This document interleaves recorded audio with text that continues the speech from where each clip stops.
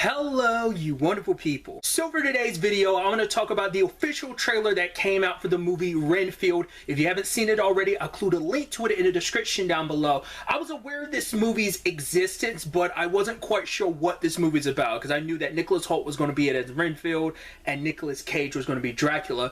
But I thought this was, I don't know, I guess in my head I was thinking it was going to be a little bit more serious. Maybe that was already known, but it's a movie I knew of its existence, but I didn't really know ins and outs of it. But upon seeing this trailer, I love the tone they're going for. It really has that like action-y comedy horror, which the action bits actually kind of surprised me. I wasn't expecting that to be an element of it, because once again, I didn't know what, I guess in my head I thought it was like like a drama piece. I think I knew that was set present day. Maybe those details, I don't know, like I said, maybe it's just I didn't pay enough attention to the movie, but I really like that basically Renfield is going to a support group, because he's like, yeah, I'm doing all this stuff for my boss, and he's trying to talk vaguely in the support group about what he's going through.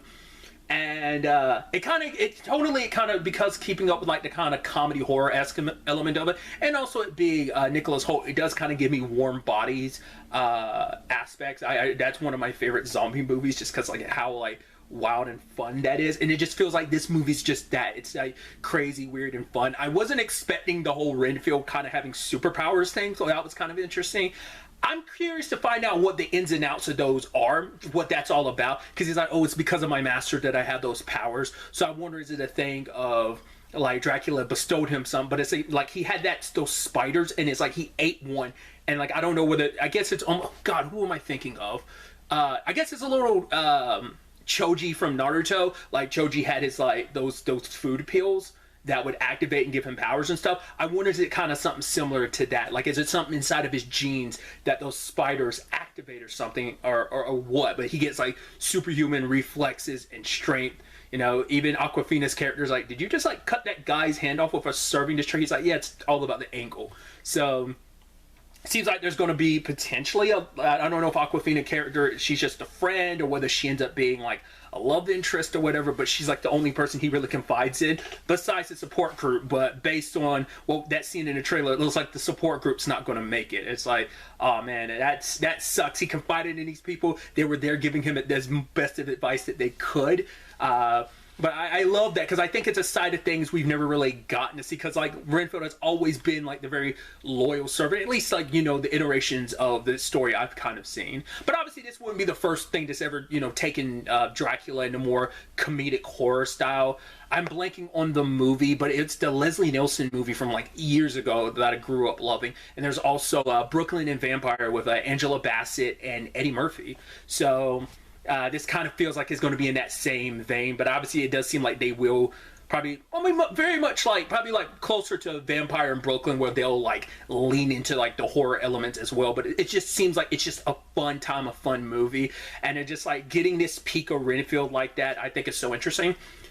I know Renfield is typically like the servant and everything, but I wonder, does Renfield typically have like a Victor Frankenstein going on? Because part of, well, I mean, aside from like, obviously like his role is always a servitude element, but I am curious, like, does he do some experiments and stuff like that? Because that's what I was wondering, where this powers went from.